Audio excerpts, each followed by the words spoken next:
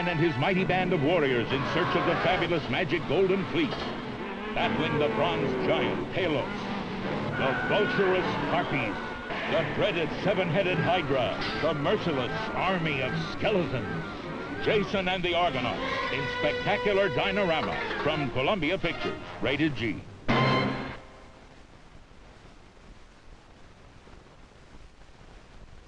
TV2.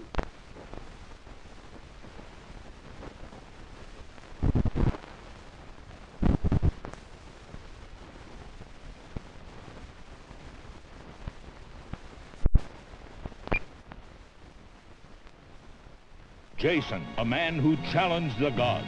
Medea, the temple dancer who betrayed a kingdom for love. The Argonauts, a mighty band of warriors in search of the fabulous magic golden fleece. Jason and the Argonauts fought in the clutches of the bronze giant Talos, facing the dreaded seven-headed Hydra, battling the merciless army of skeletons. Jason and the Argonauts, from the makers of Sinbad in spectacular dinorama, rated G.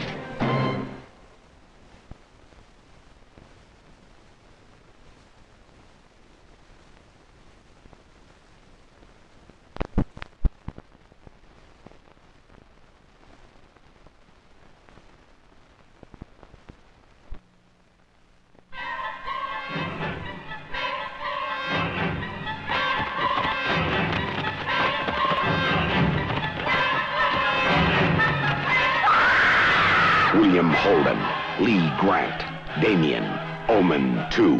The first time was only a warning. Damien, Omen 2, rated R.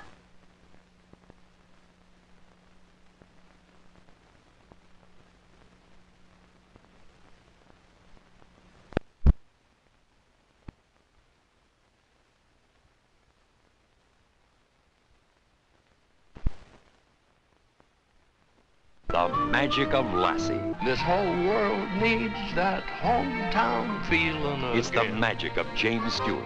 Unforgettable adventure. And on the soundtrack, the special magic of Debbie Boone. When your love. Put the magic back into moviegoing. See The Magic of Lassie, rated G.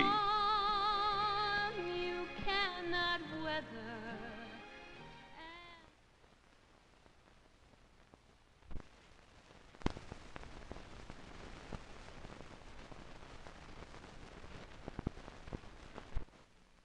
In this day and age of fast cars, fast food, and fast living, where is everyone going? They're going coconuts. And you will too. It's the most famous collection of bad guys and good guys ever to hit the screen. And they're after sweet little Marie. These Osmonds may be more clever than we think. Nobody is that goody-goody. It's the surprise comedy crack-up of the year. It's Goin' Coconuts, rated PG.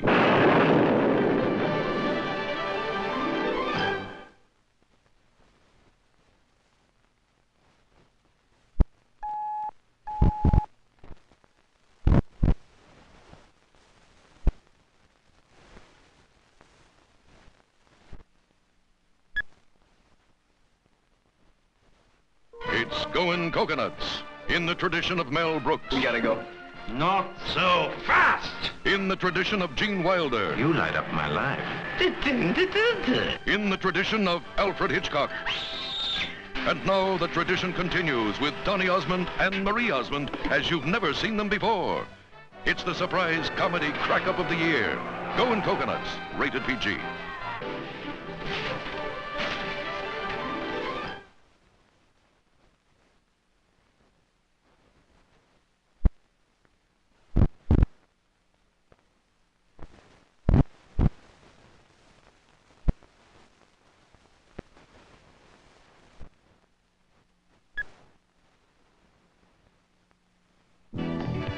If we told you there was a new comedy directed by Howard Morris, one of the original members of the legendary Sid Caesar Show, and that this comedy featured a half a dozen of your favorite Hollywood heroes and villains, and that it all takes place on the white sand, brown-skinned beaches of Hawaii, and stars Donny and Marie Osmond, would you want to go?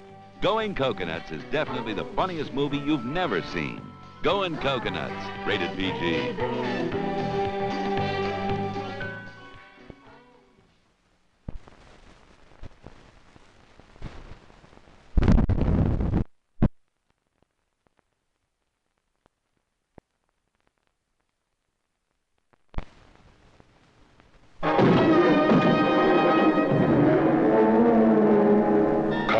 Dracula and his vampire bride as the king of the undead.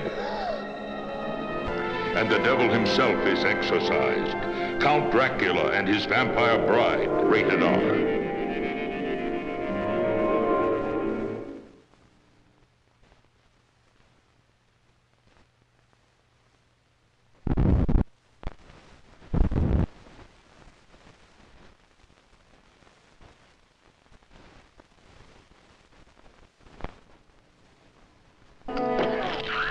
Religious rites become obscene orgies.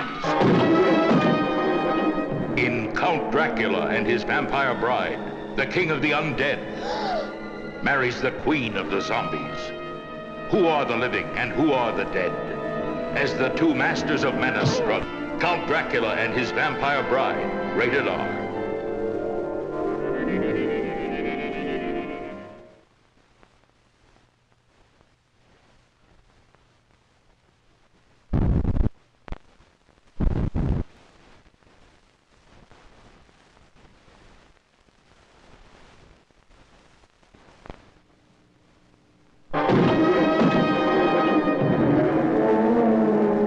Cushing and Christopher Lee in Count Dracula and his Vampire Bride, rated R.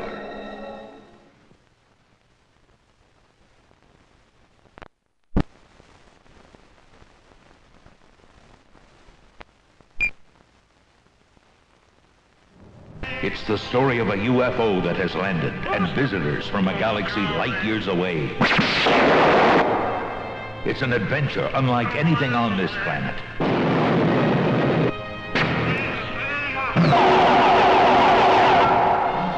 Laser blast. It will blow your mind. Rated PG.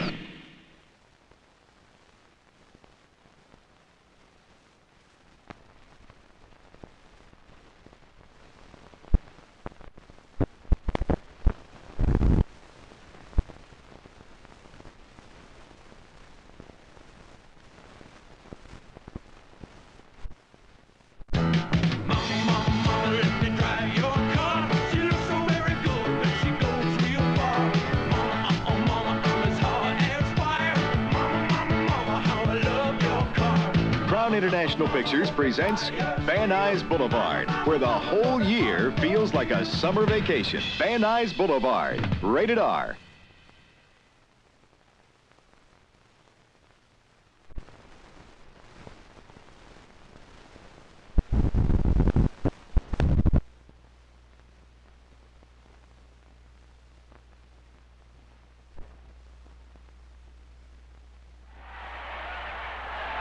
Can the running of Jimmy Brown offset the passing of John Unitas? Watch these gridiron greats collide when the Browns take on the Colts in the big one, the NFL championship game.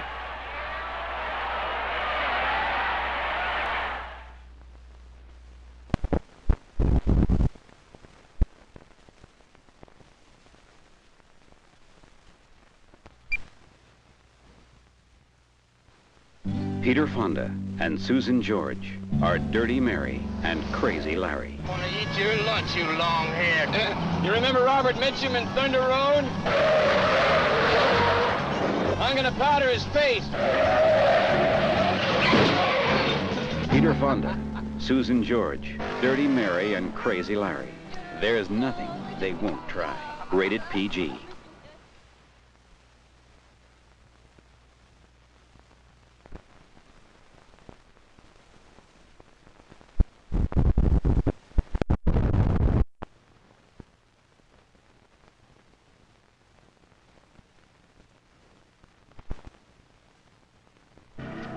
Black man-eating killer who is full of rage.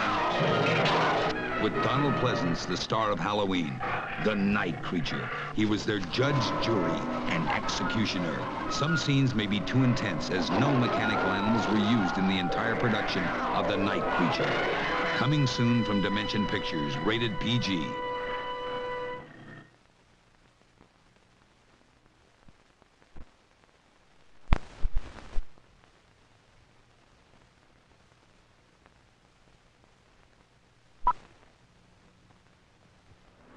Shift into the fast lane, brothers and sisters, and see this story of two throttle jockeys who get up to their eyeballs in highballing. They didn't have to go hunting for trouble. They got engraved invitations. What are you doing sneaking around outside? Peter Fonda as Rain and Jerry Reed as the Iron Duke. Highballing, rated PG.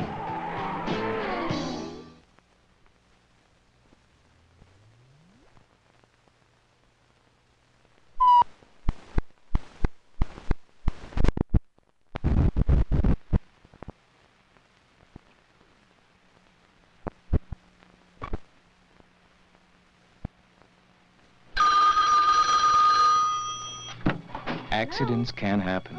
But why do they always seem to happen to the things you love best? That's her favorite cotton dress. Of course, Easy On Speed Starch is made to resist scorching. But let's see how much.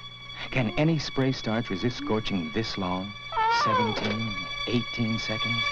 Yes, still no scorch. Use Easy On. Easy On does resist scorching.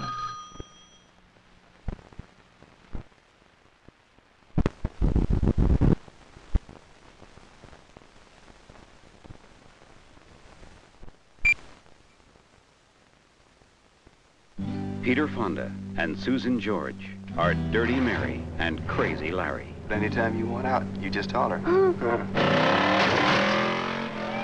on, baby. Law's gonna get you if you don't look out. At least they're gonna try. Coming at you down every road, coming at you in the sky. I want them stopped. Hell, crash right into them. Dirty Mary and Crazy Larry. Rated PG.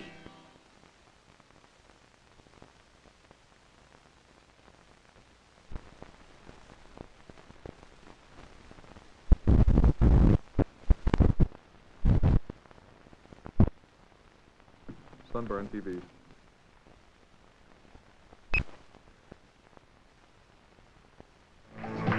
Do you believe I'm scared? Yes, I do. I believe you're scared. Sunburn, a hot comedy thriller. It's me. It's me. It's all right. It's me. About a private dick, Don't get up upset. You really are right. a classy chick, and an old guy named Al. Do what? Do what?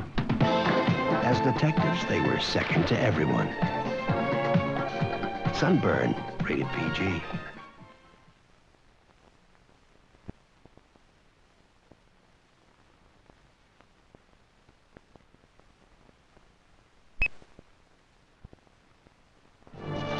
We cracked this case, and I'll up your bonus to 10,000. I always said this about you. You got class. Sunburn, a hot comedy thriller about a private dick, a classy chick, and an old guy named Al. Dum-da-de-dum-dum. You're paying me $500 a day and nearly getting me killed? Plus expenses. As detectives, they were second to everyone. Sunburn, rated PG.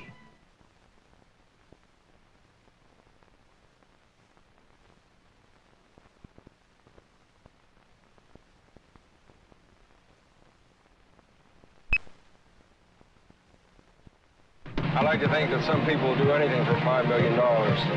Sunburn, a hot comedy thriller These people are killers! about a private dick, a classy chick, Oh, you are sneaky. and an old guy named Al. First, I figure we gotta talk money. As detectives, they were second to everyone. Farrah Fawcett Majors, Charles Grodin, Art Carney. Sunburn, rated PG.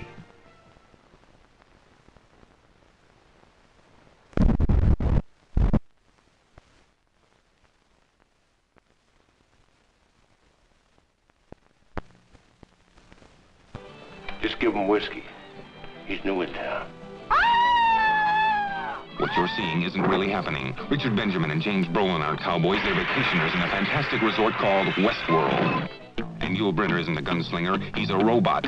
In fact, all of Westworld is peopled by robots. Kill him. Your move. Westworld, the ultimate resort, where for $1,000 a day you can live out every fantasy you ever had. Come on, not now. Let me do it this time. And nothing can possibly go wrong. I'm shot. Go wrong. Draw. Go wrong. Oh, my God. Go wrong. Shut down. Shut down immediately. Westworld, a fantastic new movie by Michael Crichton, starring Yul Brynner, Richard Benjamin, and James Brolin. Westworld, you've never seen anything like it. Rated PG.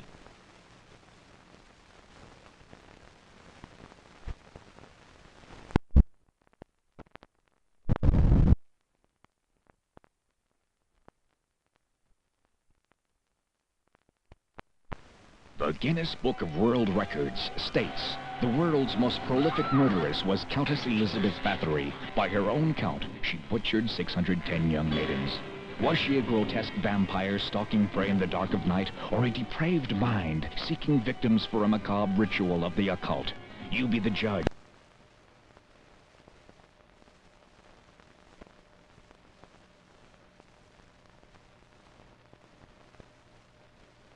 The end of summer means many things. One important thing the end of summer means is the beginning of forest fire season in North Carolina. Did you know that almost half of North Carolina's forest fires are started by people burning trash or debris? If you must burn out of doors during fire season, be careful. Let's keep North Carolina beautiful. Prevent forest fires.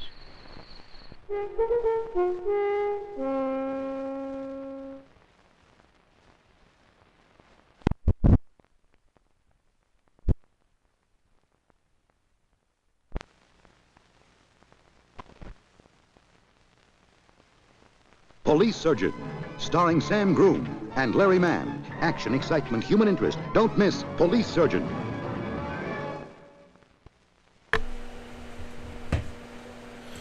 It has the best of both worlds in it. It has both police drama and doctor drama. It's everything you would ever possibly want in a TV show. And I don't think it did very well. Hi, I'm Skip Elsheimer. Welcome to the AV Geeks Lunchtime Streaming Show, where I am going through a box. Basically what happened was this was on a core and it popped off. So now this is the worst. And I have two examples of it. We're going through a bunch of odds and ends that have been not looked at for many years, and so this is what this is. And we just showed a bunch of 16mm TV trailers that we transferred or scanned on Friday, but they were upside down and backwards. So I said that I would fix them, and I did. You notice the color is all over the place on it. I tried to correct each trailer, but there's also something called color breathing, where you see like there's a weird color thing happening over here, which is very different than what's happening over here. And unfortunately, there's not an easy way to fix that. I'm still looking, because I have a lot of things that suffer from that. But anyways, so where'd my mouse go? It just fell off the desk. Where is it? It's way down there. Come on. Let's pop right out. Yeah, that's not going to work. Alright. I can't really do the show without having my mouse. Popped off the desk and fell into a bunch of cables and gnarled films. It's time to get out your democracy despotism chart. James Burrow will step you through what you need to do to readjust it.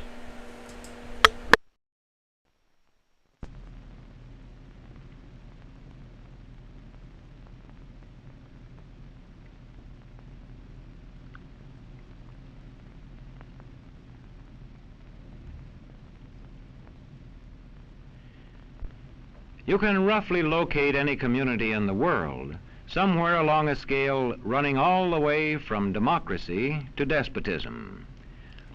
One community may be near the democracy end, another somewhere in the middle, and a third may be near the despotism end. Let's find out about despotism. This man makes it his job to study these things. Well, for one thing, avoid the comfortable idea that the mere form of government can of itself safeguard a nation against despotism. Germany, under President Hindenburg, was a republic. And yet in this republic, an aggressive despotism took root and flourished under Adolf Hitler. When a competent observer looks for signs of despotism in a community, he looks beyond fine words and noble phrases. For which it stands, one nation, indivisible, with liberty and justice for all. Many observers have found that two workable yardsticks help in discovering how near a community is to despotism. The respect scale and the power scale. A careful observer can use a respect scale to find how many citizens get an even break. As a community moves towards despotism, respect is restricted to fewer people. A community is low on a respect scale if common courtesy is withheld from large groups of people on account of their political attitudes. If people are rude to others because they think their wealth and position gives them that right, or because they don't like a man's race or his religion.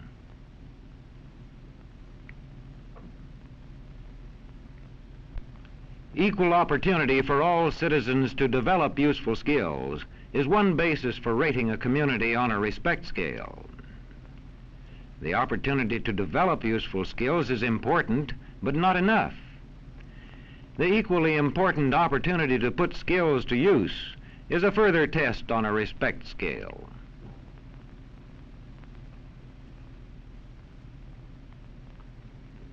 A power scale is another important yardstick of despotism.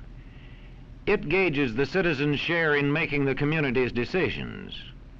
Communities which concentrate decision-making in a few hands rate low on a power scale and are moving towards despotism. Like France under the Bourbon kings, one of whom said, "The state, I am the state." Today, democracy can ebb away in communities whose citizens allow power to become concentrated in the hands of bosses. What I say goes, see? I'm the law around here. The test of despotic power is that it can disregard the will of the people. It rules without the consent of the governed. Look beyond the legal formalities of an election in measuring a community on the power scale to see if the ballot is really free. If the citizens can vote only the way they're told, a community approaches despotism. When legislatures become ceremonial assemblies only and have no real control over lawmaking, their community rates low on a power scale.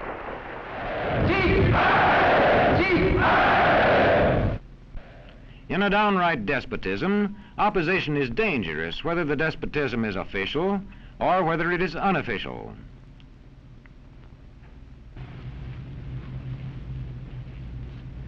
The spread of respect and power in a community is influenced by certain conditions, which many observers measure by means of the economic distribution and information scales. If a community's economic distribution becomes slanted, its middle-income groups grow smaller, and despotism stands a better chance to gain a foothold. Where land is privately owned, one sign of a poorly balanced economy is the concentration of land ownership in the hands of a very small number of people. When farmers lose their farms, they lose their independence. This one can stay on, but not as his own boss anymore. To the extent that this condition exists throughout a nation, the likelihood of despotism is increased. In communities which depend almost entirely on a single industry, such as a factory or mine, maintaining economic balance is a challenging problem.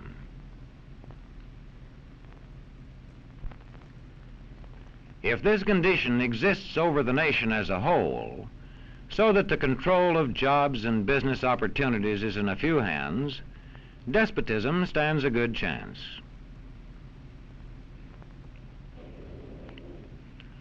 Another sign of a poorly balanced economy is a taxation system that presses heaviest on those least able to pay. A larger part of a small income is spent on necessities such as food. Sales taxes on such necessities hit the small income harder. In the days of the salt tax, feudal despotisms were partly sustained by this and other forms of sales tax.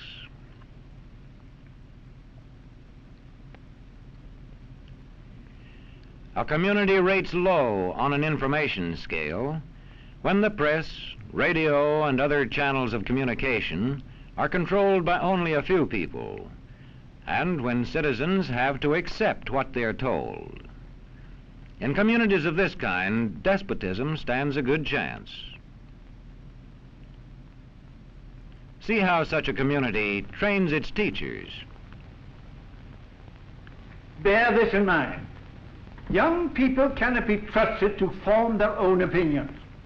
This business about open-mindedness is nonsense. It's a waste of time trying to teach students to think for themselves. It's our job to tell them. And when teachers put such training into practice, despotism stands a good chance.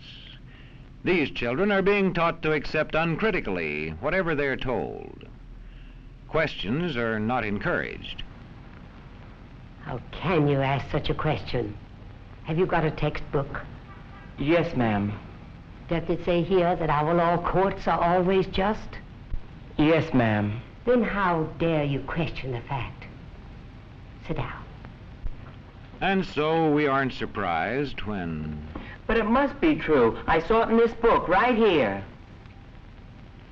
And if books and newspapers and the radio are efficiently controlled, the people will read and accept exactly what the few in control want them to. Government censorship is one form of control. A newspaper which breaks a government censorship rule can be suspended. It is also possible for newspapers and other forms of communication to be controlled by private interests. I thought I told you to kill that story. It'll cost us a lot of advertising. If that story goes out, I quit. All right.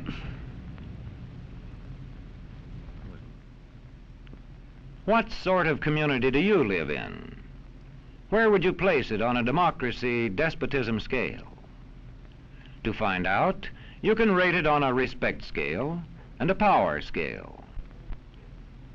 And to find out what way it is likely to go in the future, you can rate it on economic distribution and information scales.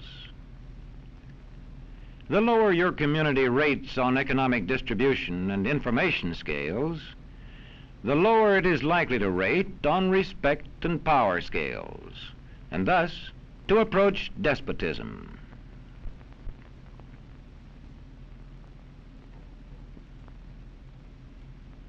What happens in a single community is the problem of its own citizens. But it is also the problem of us all, because as communities go, so goes the nation.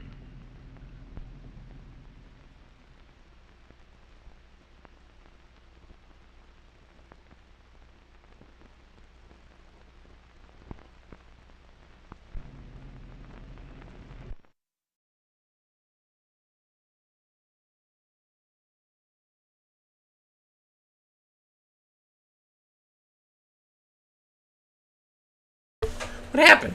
Where am I? In the dark. Even though James Brill spelled it out 80 years ago. James Brill. Love that guy. There's a reason I bury my head in films from our past. That's all I'm going to say. Phosphorus. Phosphorus.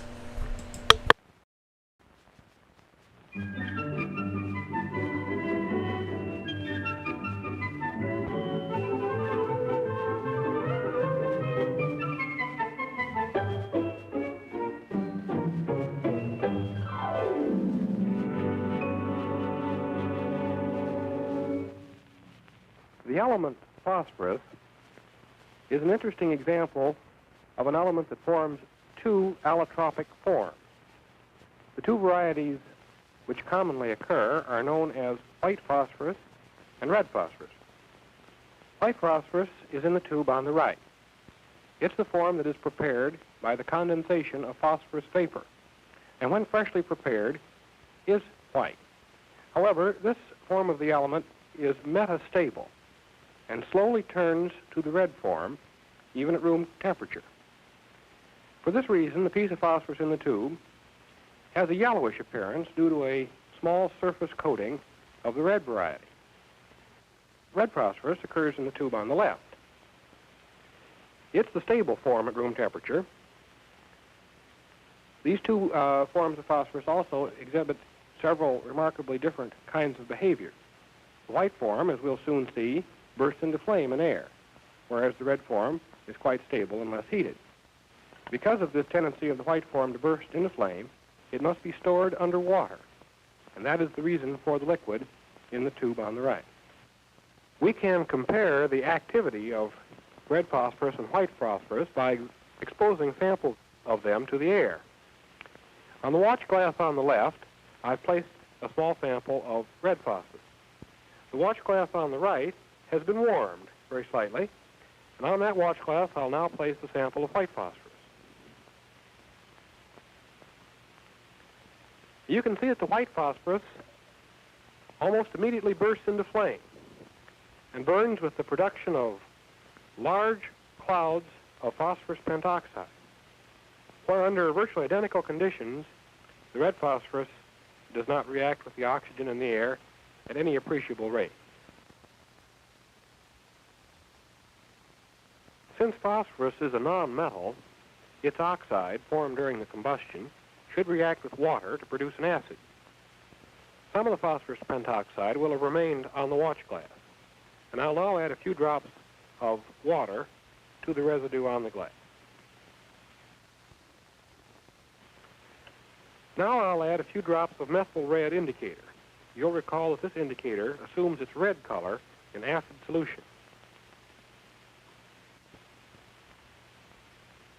And the appearance of the bright red color confirms our prediction that phosphorus pentoxide will react with water to form an acid solution. Red phosphorus, like white, will burn in air if it's raised to a somewhat higher temperature.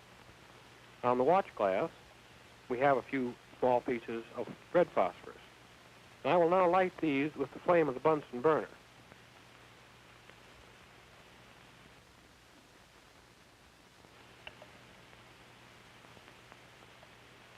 You can see that the phosphorus ignites easily, and that the red phosphorus burns, producing the same clouds of white smoke that we observed with the white phosphorus. And the product of the reaction is the same, phosphorus pentoxide. We'll permit the red phosphorus to burn until virtually all of it has been used up, and then test the residue with water and methyl red as we did before. The red phosphorus has now burned itself out, and the watch glass has been permitted to cool.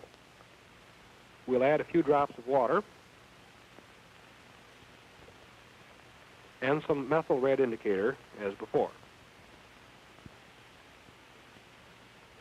And again, the bright red color of the indicator tells us that the solution is acid. It is acid because the P2O5, phosphorus pentoxide formed when the red phosphorus burned, has reacted with the water to form phosphoric acid. White phosphorus reacts rather rapidly with most of the halogens. We can illustrate this reaction by putting a small piece of white phosphorus on the watch glass, and to it adding some crystals of iodine.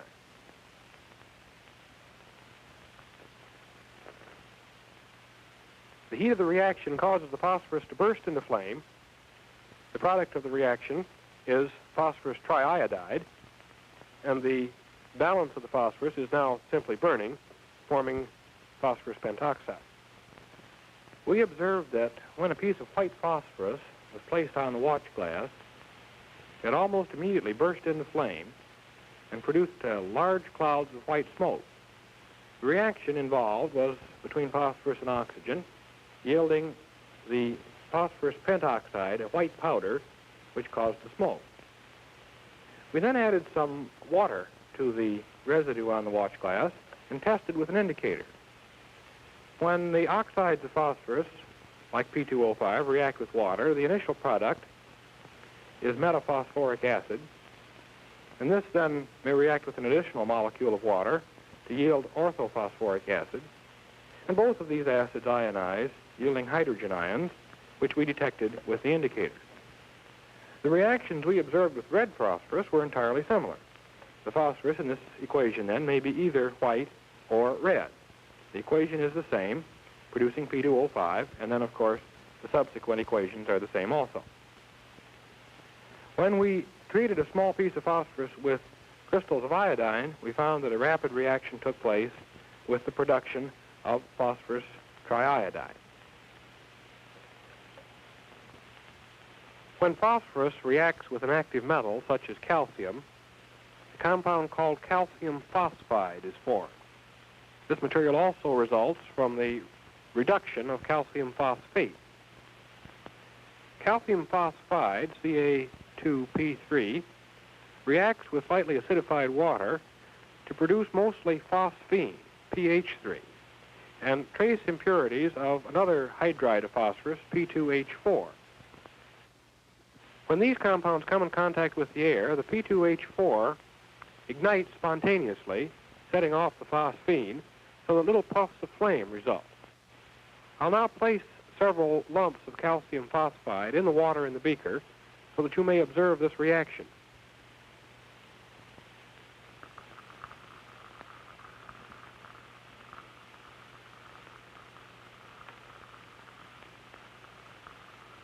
Down here, the calcium phosphide is reacting with the water, forming bubbles of phosphine.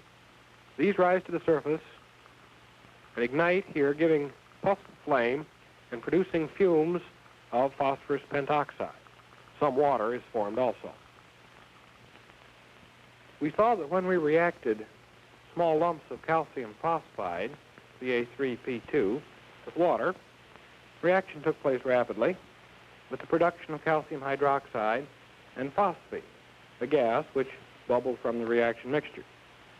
The phosphine may contain traces of other halides of phosphorus which ignite spontaneously and then set off the phosphine. But in any case, at the surface of the water in the reaction vessel, when the phosphine encounters the oxygen in the air, it does burn with the production of phosphorus pentoxide and water, as shown by this equation. We turn now to a consideration of some reactions of the phosphate ion. In each of the two test tubes, I've placed several milliliters of a solution of sodium phosphate. And to each tube, I'll add a few drops of silver nitrate solution.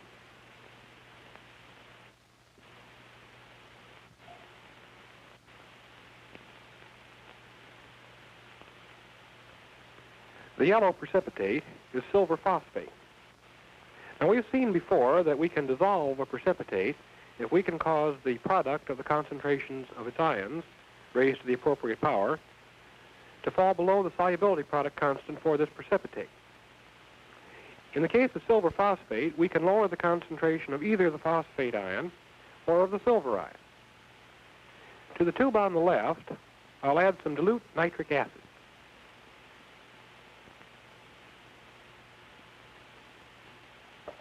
And you can see that this precipitate rapidly dissolves. Now, the dilute nitric acid reacts with the phosphate ion, converting it to phosphoric acid, and so reducing the concentration of the phosphate ion that the solubility product conditions are not met. To the tube on the right, I'll add some concentrated ammonium hydroxide.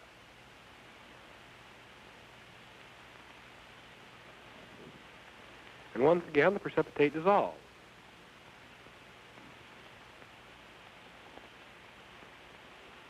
The ammonium hydroxide reacts with a silver ion, forming the silver-ammonia complex ion and reducing the concentration of the silver ion. So in this case, by reducing the concentration of the phosphate ion, we've caused the precipitate to dissolve, and in this case, by reducing the concentration of the silver ion, we've caused the precipitate to dissolve. When we mix solutions of silver nitrate and sodium phosphate, we obtain a precipitate of silver phosphate. This precipitate must have been obtained because the product of the concentration of the silver ion cubed times the phosphate ion concentration exceeded the solubility product constant for silver phosphate. We then divided this precipitate into two sections and treated one section with acid. We observed that the precipitate dissolved.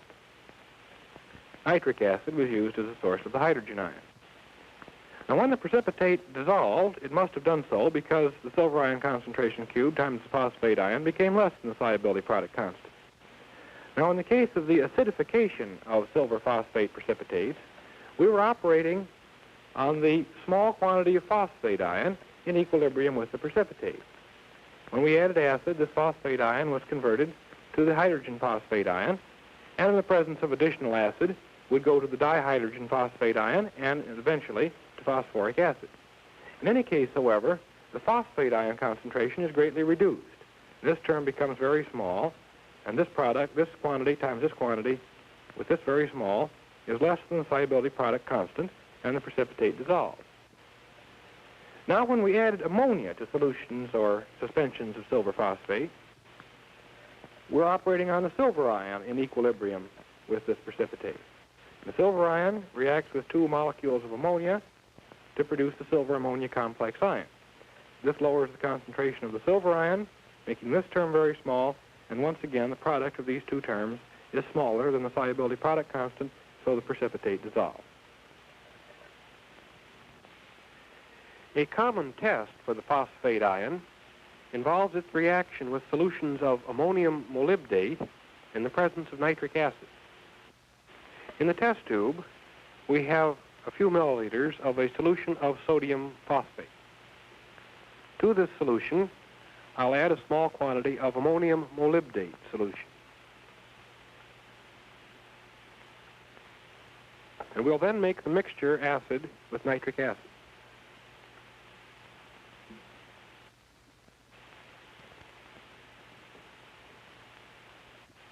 The yellow precipitate, which forms in the tube, is ammonium phosphomolybdate.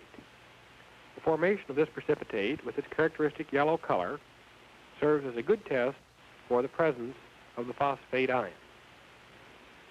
We'll now utilize the test we've just developed to study the reaction between red phosphorus and nitric acid.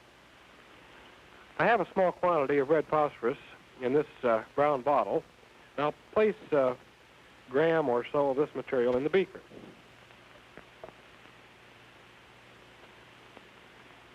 We'll now add some dilute nitric acid to the beaker also.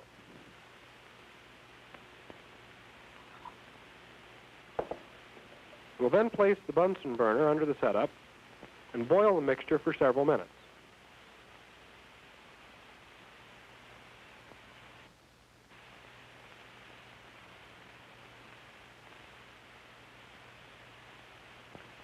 After several minutes of boiling, the reaction mixture has been permitted to cool somewhat, and we will now filter to remove excess phosphorus.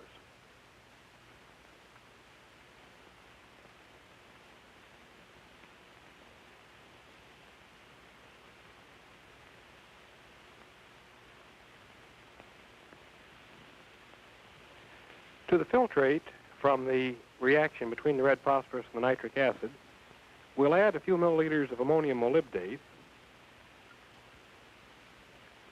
and then some additional concentrated nitric acid.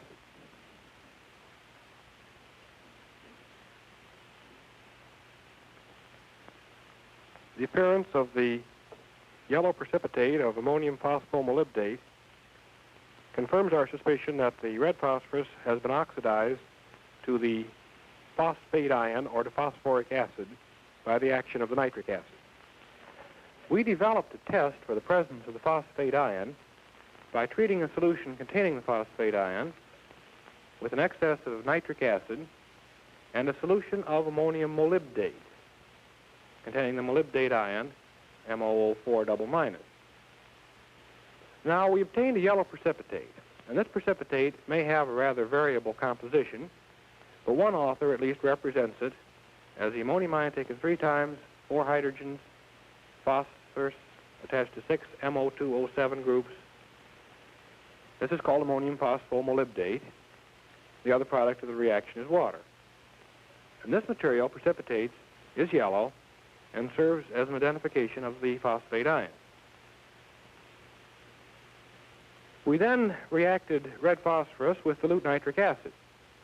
We found that the equation can be balanced by the half reaction method, with the phosphorus being oxidized to the phosphate ion. 4 waters are required, 8 hydrogens and 5 electrons needed for balancing.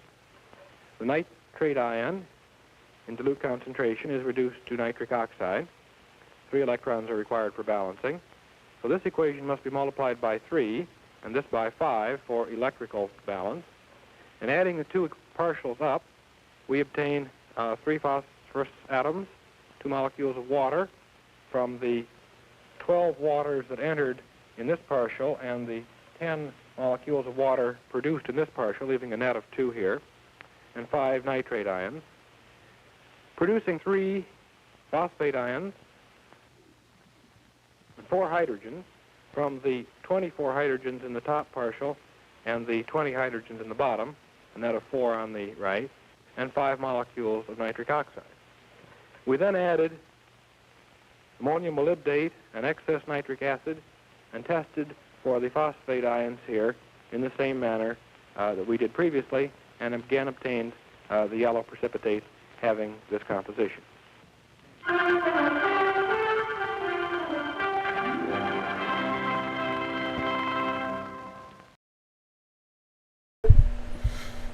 They have that glorious fanfare at the end to wake everybody up.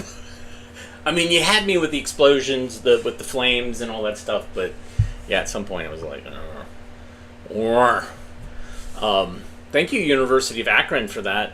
I have a whole series of those. I got more, plenty more. We've seen some. So behind me I have a film, wrong way. I have a scanner hooked up, and it keeps bouncing around. So I've got, like, below me a bunch of boxes of film reels of odds and ends that I'm slowly going through. And hey, look, I was able to get all of this in one reel. That was the mess that I had before. And the problem is that, so you have this core, and if the core gets punched, or if there's an uneven wind here, it might get punched if you're not careful, and then it all falls apart. And that's what I was dealing with. And I have another one right here that I'm dealing with, and it is going to be a bear. It is going to be a bear. So there you go. Anyhow, so behind me, film scanner, and this first film, it's going to be running at 16 frames a second. There's no sound, but you're okay with that, I know. And this was made by an amateur cinema club in Bergen County. And amateur cinema clubs were formed thanks to camera shops as places for local, regional people to get together and hone their craft of filmmaking. And from that, there were some people that elevated themselves to making educational films, kind of on their own. A lot of interesting little narratives. So it's people who had home movie equipment that wanted to aspire to something bigger. And there was an amateur cinema league that was a worldwide organization. There was a journal or magazine called Movie Makers, which talked about how to make a movie, how to title it, etc. So this one, as I said, is silent. And I think it's called Slasher. I don't know. But this is a compilation of a bunch of things. So, enjoy.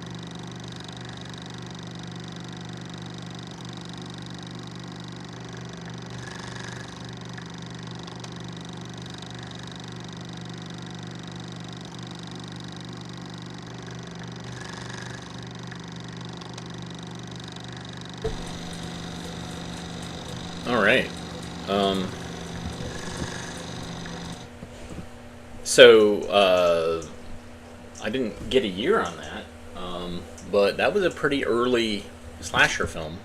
Oops. Let's see what happens here. I'm going to check this next review, as this is also silent and could be another. Let's see.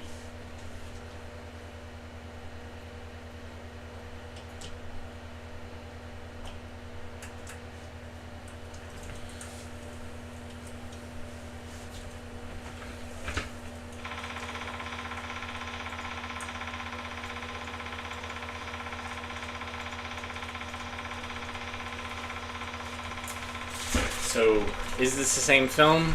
It is. Great title, though. Alright. Let's learn about spelling.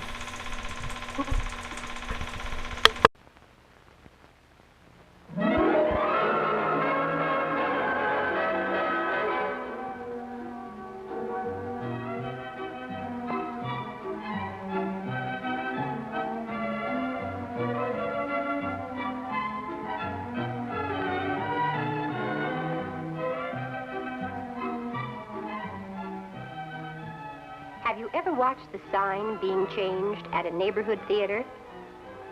Without correctly spelled words, we have no way of knowing what the sign says. When the letters are placed in their proper order, we can read the words 5 cartoons today. Correctly spelled words tell people things they want or need to know. And when we spell words correctly, we tell others what we want them to know. That's so important for us to learn how to be good spellers. Would you like to know how we can become better spellers? Yeah. Here are 4 spelling helpers who I think can lead us or anyone to better spelling. The first big helper, the look helper, tells us that we must look carefully at each word we want to spell.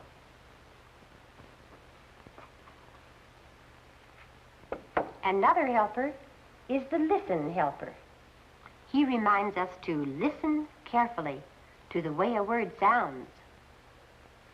Here's the say helper. He tells us to say the spelling word, to say it out loud, carefully. This big helper is the write helper, who tells us to write every word we want to learn to spell. You can see that look and write are our 2 big helpers. Now let's say the name of all of our helpers together. Ready? Look, listen, say, write.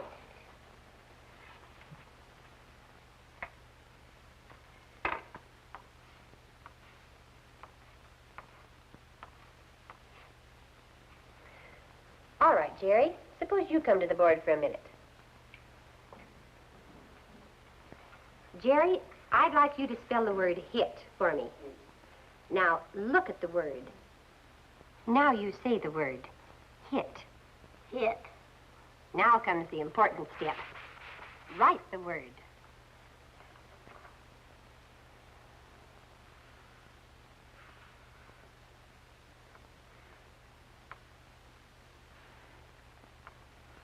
That's right. Let's all listen as I say it again. Hit. The letters H and I together give us the same sound in hit as the H and I in hill and him.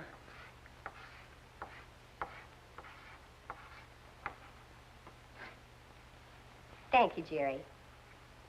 There are some words, like hit, which we can often spell just by listening to them. But to spell most words, we need our other helpers. Let me show you what I mean. Let's all spell the word to. Just write the word at your desk. All right?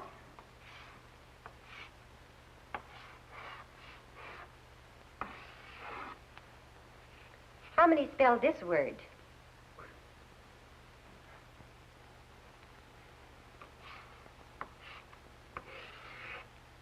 And how many spell this word, too? Or this word, too? You see, some words sound exactly alike, but have different meanings and different spellings. So, listening to a word is only one way to help us spell a word. We must always look at the words we want to learn to spell. Let's try another word.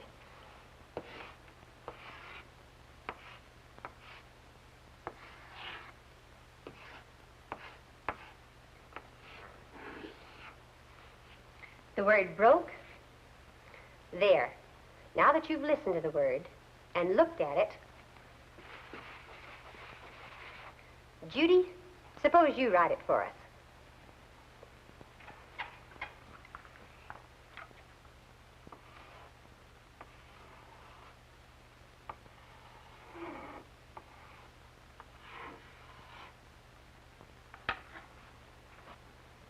No, it doesn't look quite right, does it?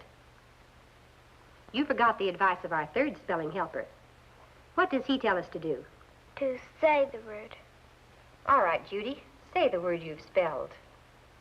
Fork. That isn't right. It should be broke. B-R-O-K-E. Now write the word, Judy.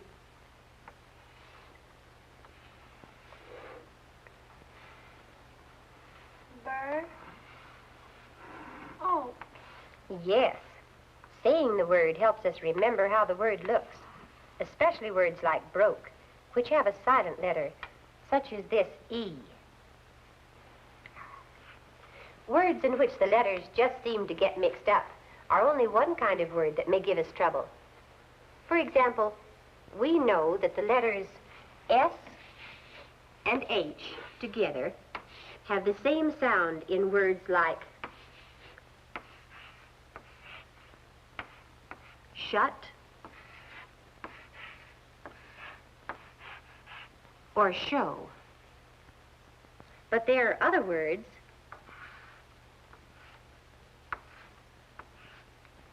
that also have the sound of sh in them, such as sure and sugar. But we don't spell them with an SH, only an S. So sounds in words may play tricks on us. That's why we need the advice of all our spelling helpers for each word we want to spell. But especially we need to follow the advice of look and write. And even so, there are many words that can still give us trouble.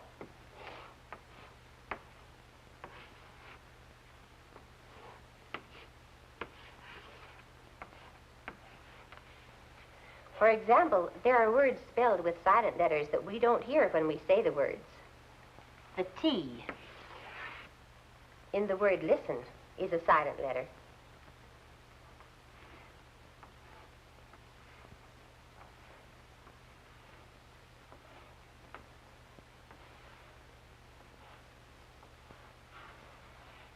So are the K and E in the word knife. When we listen or say the word knife, we hear only the letters N, I, and F. The letters K and E are silent. To learn to spell words with silent letters, we must be sure to follow the advice of our look helper. Remember to look at words like knife before you write them. In the next few weeks after our lesson on the spelling helpers, our class spent much time practicing their spelling. One way we practiced was by writing and correcting words. After the boys and girls had written the words, I would spell the words correctly for them out loud. Some days we spelled with partners. Each pair of partners would test one another on words that were giving them trouble. After one partner had written his words, the other partner spelled the words correctly out loud so that the words could be corrected. As time passed, we practiced using our spelling helpers in many ways. One way was to practice in teams. Each team spelled words by adding on to the letters, such as O and A. These two letters together often have an O sound. One team added a B, which gave a bow sound, and then a T for boat. A C gave them a co for coat, and then they spelled goat, loaf, and soak. Of course, we knew through using our look helper that some words which have an O sound, words like whole, old, mow, though, and even this word so, which has no O in it, have different spellings of this O sound. We got more practice with our spelling helpers by making posters for our class bulletin board, writing letters, and writing stories. So we were practicing ways to better spelling. And to help us spell, we'd follow the good advice of our spelling helpers. Can you spell their names? Look, listen, say, write. Yes, we found these helpers led us to better spelling. You can be a better speller, too.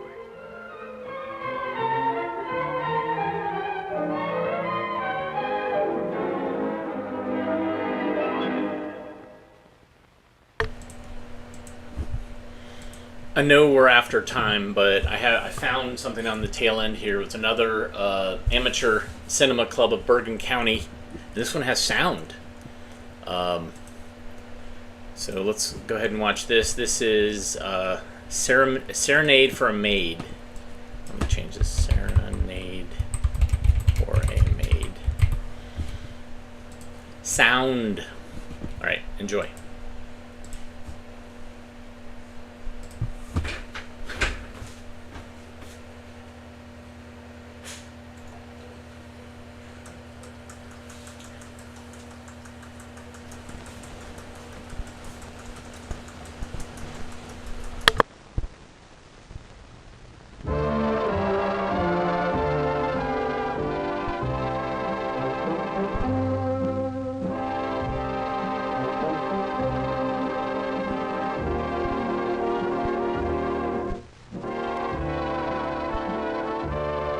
If I were as high as the moon in the sky, I would look down on you and say,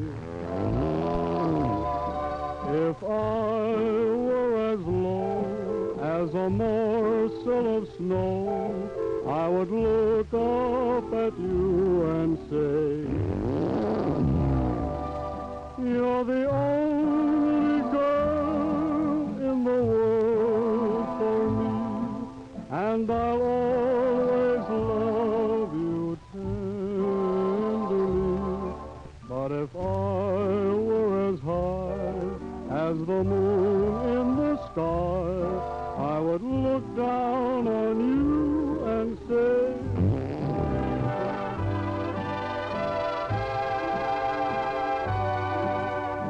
and now this revolting picture, vocally painted by the entire ensemble.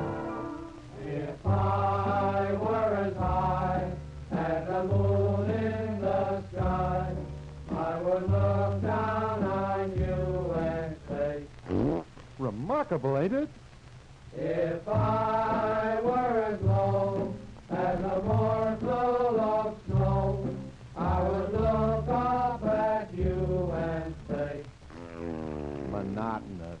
you're the only girl in the world for me, and I'll always love you tenderly. But if I were as high as the moon in the sky, I would look down on you and say, Everything is peachy when you sing like Donna Michi. I would look down on you and say, Music fair, music foul, music played by Teddy Powell. I would look down on you and say,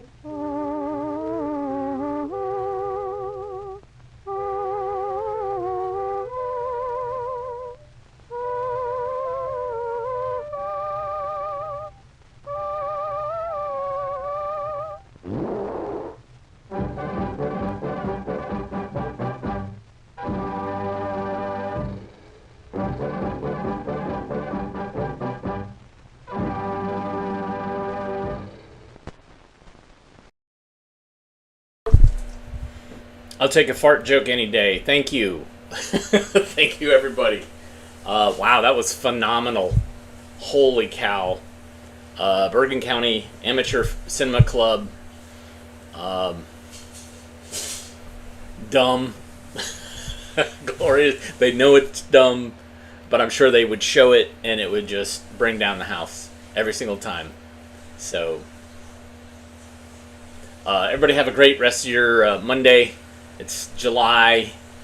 Yeah, there you go. That's all I can say about July. It's going to be hot and gross, and there you go. We'll see you tomorrow live. Everybody take care. And if you like what you saw, hit the thumbs up, hit the like button, give us money via the super thanks button or the ko-fi.com/avgeeks button or the patreon.com/avgeeks button. All that stuff.